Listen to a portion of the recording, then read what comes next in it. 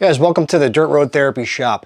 What I'm doing right now is getting this thing ready to hit the trail tomorrow. We're going to Anthracite Outdoor Adventure Area, AOAA. And we're gonna do some pretty decent trails, blue and black trails hopefully, and put this thing to the test in places that it has failed before. Now, what am I talking about? Failed? This right here. If you're familiar with a front axle and the axle shafts that are inside, you will probably recognize this as a stub shaft. This one was from a free spin hub kit that I had installed and ran that for about 2 years.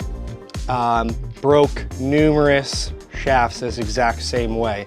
What would happen is that this would just get too much torque on it when a front wheel would try to climb something, you know, in a rock crawl type scenario and twist, snapping this off. So I'm done with these. So these are just your standard axle shaft, nothing special about the type of metal that was used in these. I never broke an inner axle shaft, never even broke a U-joint. It just always snapped there. So some people would say now that I'm going to find another weak spot. Maybe I will. So these are 4340 Chromoly Shafts from TORQ Masters Industries. They make the TORQ locker as well as the Aussie locker, so you're probably familiar with some of those names. But this is a 4340 chromoly steel shaft, so it's a significantly stronger material to begin with. It has a Spicer 760X U-joint pre-installed, and I'll point out here too, they use full circlips on the U-joint cap retention. I will show you the difference between a circlip and a half clip, and the strength doesn't really come from just the clip itself, but in the fact that the full circlip would be far harder to lose, to have come off in a straining type scenario where this is really under load.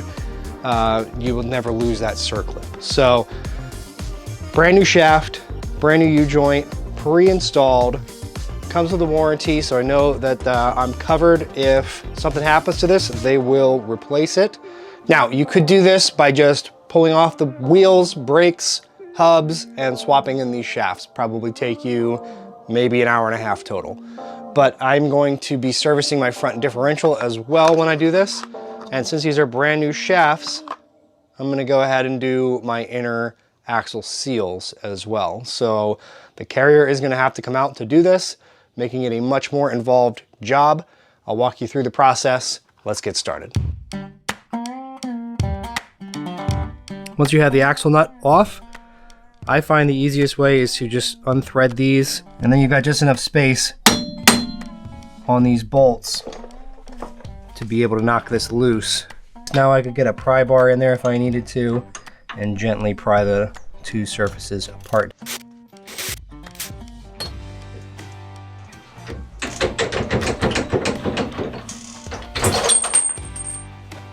And I'm gonna leave that in there until I've drained the diff. Go to the other side.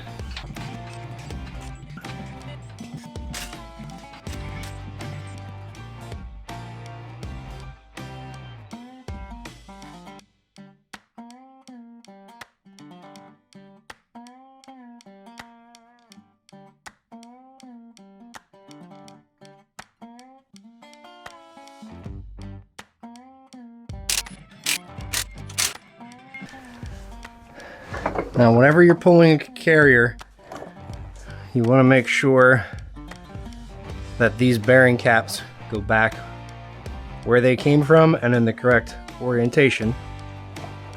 So if you don't see any marks, you can use a punch and make marks in both the cap and the housing. Mine has a V on this side, and I think it's just a single line on the other side. Yeah, I think it's like a horizontal line on that side. So just got to make sure those go back how they were. And there's also going to be a bearing race on the carrier bearing here, which could fall off. And we want to make sure those go back on the correct side as well, because Those are going to be worn in to each other. Other than that, there's nothing else you need to worry about with your carrier as far as like messing up your gear setup or anything like that. And I'm not doing anything with this carrier other than setting it aside and keeping it clean. See how that came off? So I have sleeved axle tubes, which means there's an extra piece of tube inside my normal axle tube, which makes it a little bit more difficult to get these seals out. I used a pry bar on the driver's side, on the short side. This seal is sitting inside of your axle tube facing out like this. It's kind of flanged so that the tube will just ramp up on that to slide in without damaging the seal lip.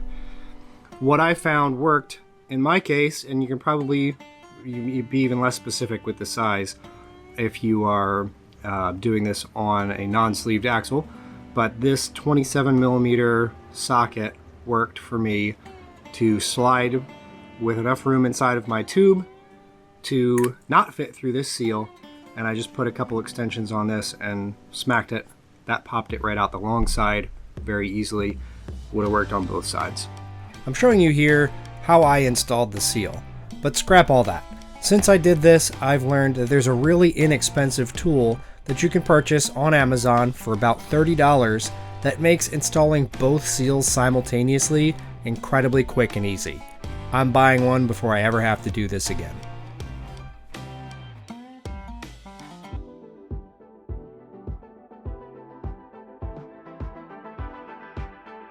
The main thing here is just to make sure the seal's driven in all the way and flat. You don't want it to be cocked out on one side or it's going to wear out prematurely or not even seal at all on the axle shaft. So that one looks good to me. First you want to make sure you clean the diff out thoroughly. I used brake cleaner and I'm going to reinstall the carrier now. Just being careful not to drop either of those bearing races.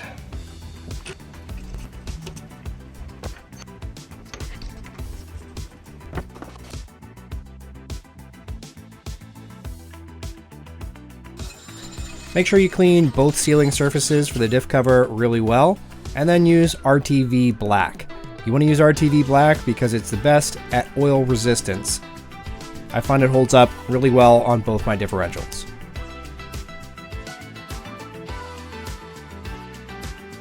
So we're ready to put on the new shaft, but I want to make sure that this surface is oiled a little bit, and I want to carefully put this in so that it's not going to really touch the sides of this axle tube. It's a lot harder to do this on the long side.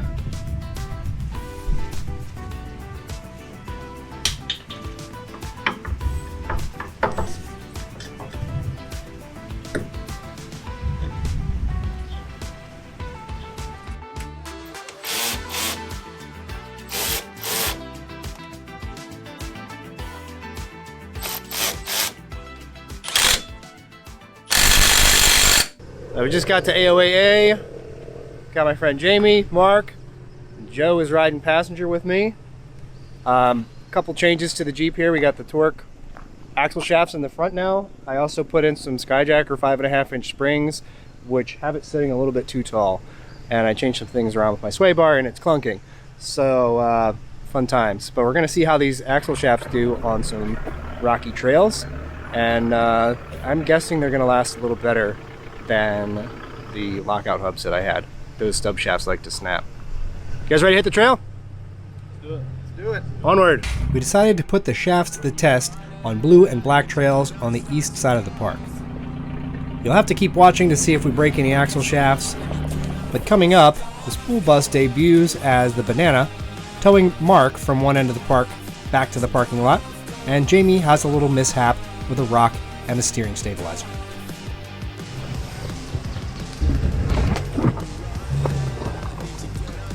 Come on, rock garden. Crazy.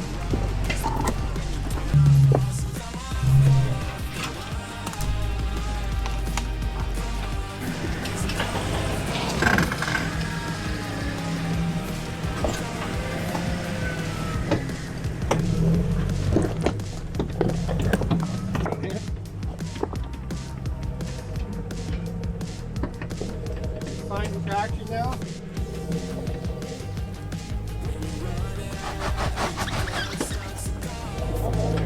Nice work.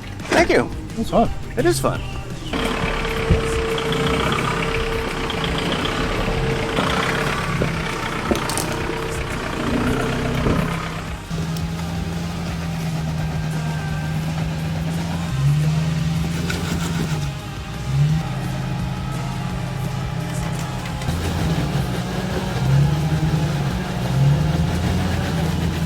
Wow.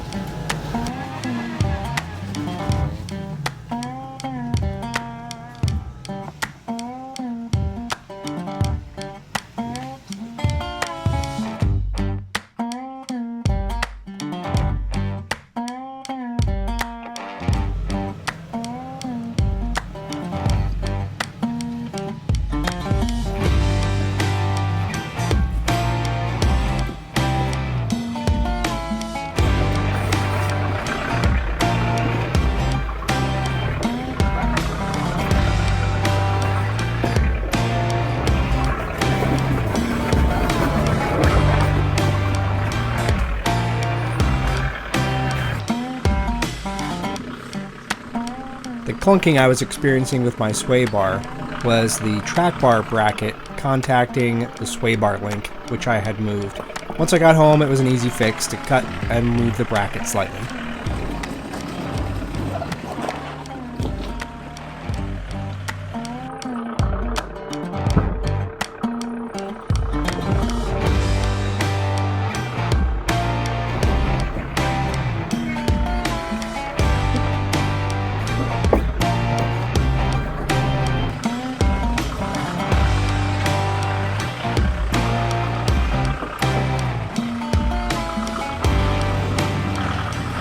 If you couldn't tell, this is kind of a line for the big tire guys, and I don't make it. It's still a great test of traction and the strength of my new axle shafts. Little trail update here. We've been doing blue trails, crawling some pretty good sized rocks for these tires, and I'm really impressed with not only obviously the strength of the shafts, I wasn't expecting anything there, but the maneuverability is significantly increased from the shafts that I had, and they didn't have terrible U-joints in them. But even before, when I had the lockout hubs, I just always felt like something was binding up a little bit with the torque locker and those shafts. So it's definitely a good pairing of these shafts with the torque locker and having all fresh joints in there that weren't installed possibly improperly. That's a bonus. Again, if I do have an issue with them, I know they'll take care of it. Seeing how this pulls through all the obstacles that I've been in so far, I really have no doubt that these are going to hold up for a really long time.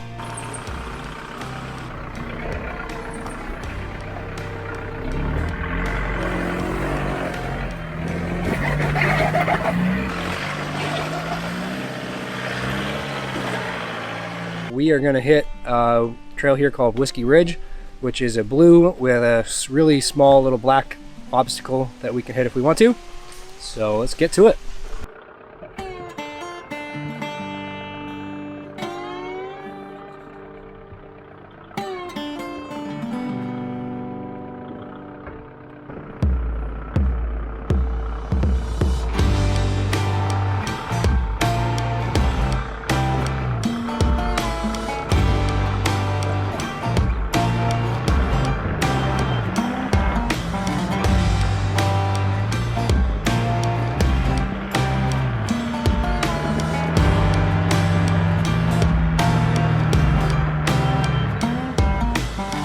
This is exactly the kind of driving I was always afraid to do with my previous axle shafts. The tires I'm running may not be huge, but if you've seen my video on the secret weapon I have installed in the school bus, you know that I have a 7-to-1 low range, which of course I have engaged here on these rocks, and the amount of torque being sent through those axles is pretty insane.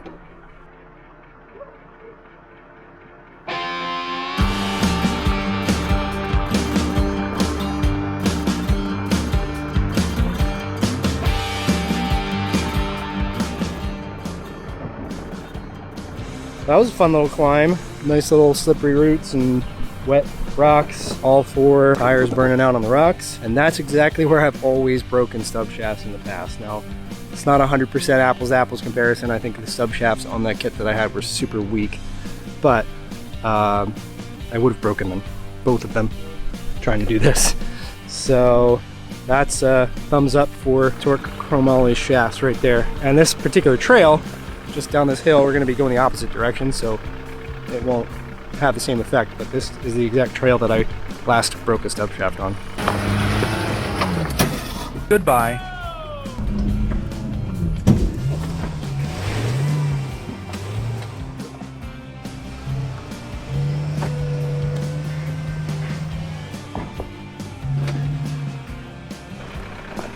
It was actually right before we got to Whiskey Ridge here that Mark's Jeep decided to quit. It ended up being the throwout bearing in his transmission that was making a god-awful sound, and it had just completely died. So we went back for him after completing Whiskey Ridge, hooked up my tow strap, and hauled him all the way back to the parking lot. Where we were is pretty much the furthest point out on the east side of the park, so it was a little bit of an adventure getting Mark all the way back to the parking lot.